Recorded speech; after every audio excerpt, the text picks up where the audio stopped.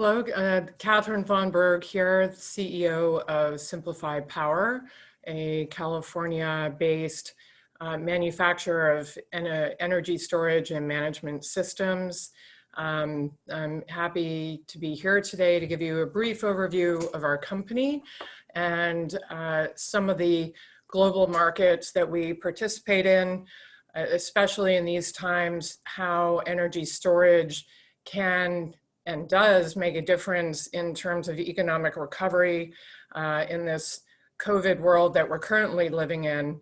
So I'll begin with just a bit of a background on our company. We founded in 2010, and at that time, we were really looking to leverage energy storage to address 6 overriding problems. And that was to create resilience and security by providing power 24/7, solve the intermittency of renewables with energy storage, increase renewable generation in both urban and rural areas in developed and developing countries, reduce reliance on fossil fuels, and reduce greenhouse gases and CO2 levels driving climate change, deliver power to now about 900 million worldwide that are marginalized simply because they live beyond the grid, and create opportunities for sustainable economic development around clean energy specifically. So we, again, founded in 2010 and really began to test out the efficacy of our technology with the Department of Defense.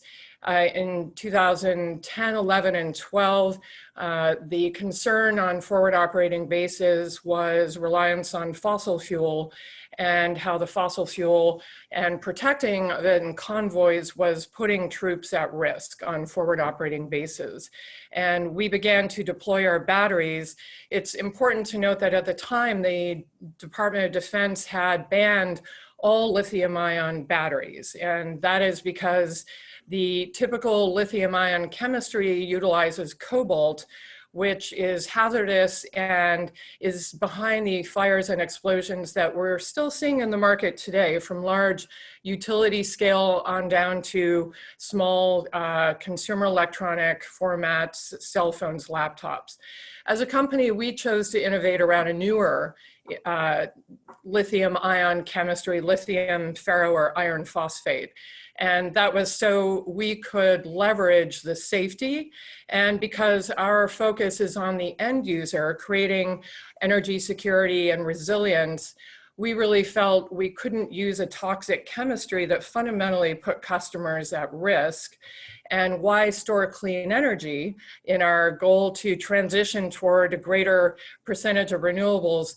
Why store that energy in toxic batteries? So fast forward, that still applies today in terms of how we see the market, is really focusing on customer-sited assets, primarily for energy security and resilience, and leveraging the renewable energy generation, rooftop solar, but also microgrids. So we began to innovate as the years went by, fully integrated systems, and scaling up to high voltage solutions that you see on the far right. We saw the need in the market to innovate and provide robust, high performance energy storage, but we also saw the need to create software and management systems and fully integrated systems for residential, commercial, hospitals, schools, and microgrids. And I will have examples of other systems on into the PowerPoint. So we've really focused through the years on safety. We've proven out our technology over the past 10 years and have developed and deployed systems that are in over 40 countries now, as you can see from this map. The problem that we face today, of course, is escalating energy costs, and that is all over the world. And whether that is urban or rural, or developed or developing countries, that's a significant consideration. We are also seeing the failing of the infrastructure and the enormous economic costs because of that failure. In California alone, where our company is based, during a 2-week time frame where utility PG&E shut down power, it was estimated that the economic losses to shut down power to avoid fires, forest fires, cost the state of California between $1 and $2 billion. And that was a 2-week snapshot in time. And then, of course, looking at decarbonization and the critical need for that all over the world. Currently, it's estimated that global natural disasters are causing about $335 and growing billion in losses. There are more and more climate refugees all over the world, certainly in California, but the World Bank estimates that numbers could reach as high as 140 million climate refugees by 2050. So what we're looking at here is how the market is really proving out for energy storage. A significant driver is the need for resilience, this issue of backup power.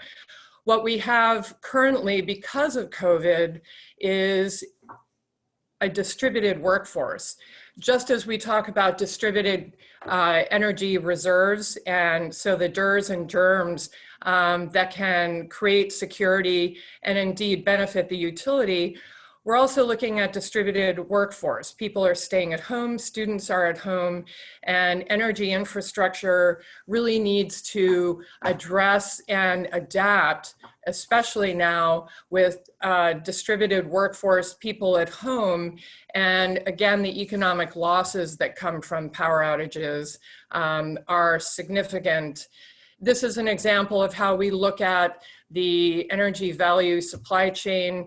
Our batteries and our integrated systems that very often are grid tied, but also off grid, can seamlessly integrate renewable energy, but also traditional generators, again, that are grid tied. We have systems at hospitals, schools, and we'll show examples of that to provide real world examples of how energy storage and microgrids and integrated systems can benefit security and the economic recovery for territories around the world. So the issue of energy storage is, it's important to point out that while it provides backup power and security and resilience, storage can also be put to use every day and basically save the customer money every day by virtue of peak shaving, deploying storage during peaks at different times in the day. Our energy storage does indeed cycle many times a day if needed. The time of use rates that create extra charges for both residential and commercial in the US and depending on where you are in the world. And then of course, the use of storage to decouple generation from time of use. And so energy storage can absorb the excess solar generation or wind generation and then deploy it later when it is needed. So I wanted to give some examples, again, of projects around the world to really highlight how energy storage is an enabler technology. It optimizes other generation assets, again, whether it's grid tied, off grid, any combination of renewables, and indeed even generators. So this is an example of a drop-in field hospital. It was critical to deploy a system that was at a migrant camp. COVID was just beginning and the breakout. One of the benefits and points here is that this clinic was able to offset any diesel usage such that all the money that normally would be spent on diesel was spent instead on medical supplies and personnel. And the savings per month was about $2,000, as well as about 20,000 pounds of CO2.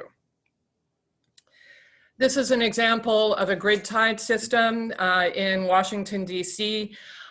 This is a low-income housing project, and solar generation, again, during the day. Residents benefit from that daily generation with solar credits, but the backup storage, you see the SimpliPhi battery bank provides backup power when there are blackouts and emergencies. It creates a resiliency hub for the entire community, but certainly for residents here that rely on power for medical equipment and refrigeration for medicine.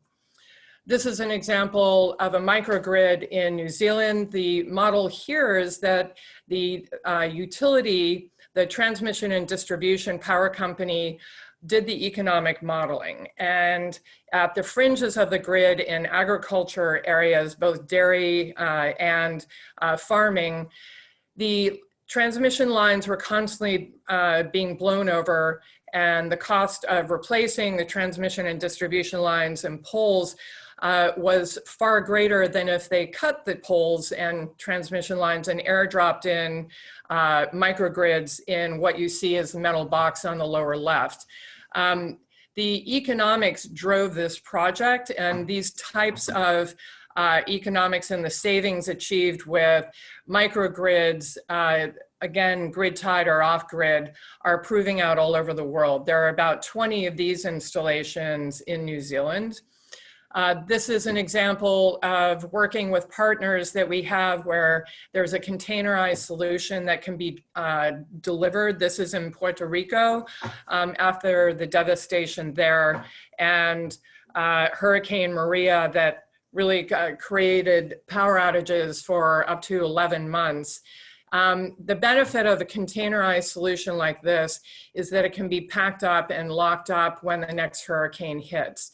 And these containers are very resilient, and we've deployed these in Dominica as well. And they are able to withstand future tornadoes and storms and maintain the asset for the entire community. This is an example of a newer model in the energy markets, working with utilities. Again, we don't work at grid scale, multi-megawatt hour projects. We work at the 2 or 3 megawatt hour on down to hundreds of kilowatt hours. This model really demonstrates the virtual power plant and how distributed assets that can provide security at the customer site with software provide a virtual power plant, blurring the line between in front of and behind the meter, and customer-sited assets that benefit both the customer and the utility. We always say that the choice between top-down centralized distribution and generation and distributed is a false choice. It's an and distributed assets can help to strengthen our existing and antiquated infrastructure in the US and all over the world. This is another deployment in Hawaii. The school system was dealing with extreme heat walkouts by students and teachers. And the issue here is the original site assessment to bring enough power to run air conditioning units reached about $1.7 billion. And when some of our partners, the installers and distributors we work with throughout the islands, looked at those site assessments, they realized because the buildings were built in the 50s, 60s, 70s, and 80s, they did not have the infrastructure to support large air conditioning units for the school classrooms. And so it was thought to develop a model with a hybrid. And that is, as you see here, these large systems that could hold a couple hundred kilowatt hours of power at school sites that did not have adequate infrastructure forego the building upgrades and deploy systems that were in parallel and that supported the batteries and the solar generation, just the air conditioning. Some of the school sites that did have adequate infrastructure, then the renewable energy and batteries could be grid tied as well. That reduced the cost of the project significantly and allowed hundreds of school campuses to deploy and install these types of systems.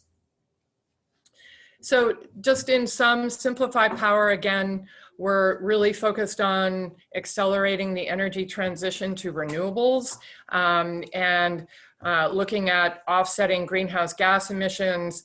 We're looking at the power grid and developing in partnership with commercial and utility interests to develop new markets and new ways of participating, leveraging existing infrastructure, but introducing other types of assets distributed as well as software for the virtual power plants, really looking to build more resiliency and delivering economic value.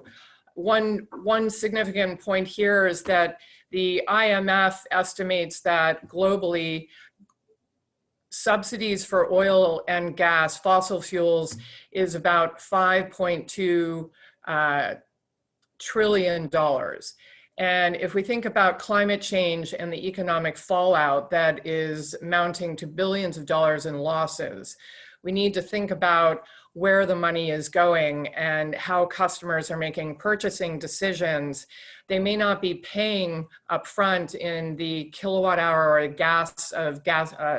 tank of gas at the gas pump, but they are paying dearly on the back end through taxes that support these trillions in gas subsidies. And then of course the billions that are being lost because of climate change and the increase in severe hazardous weather events.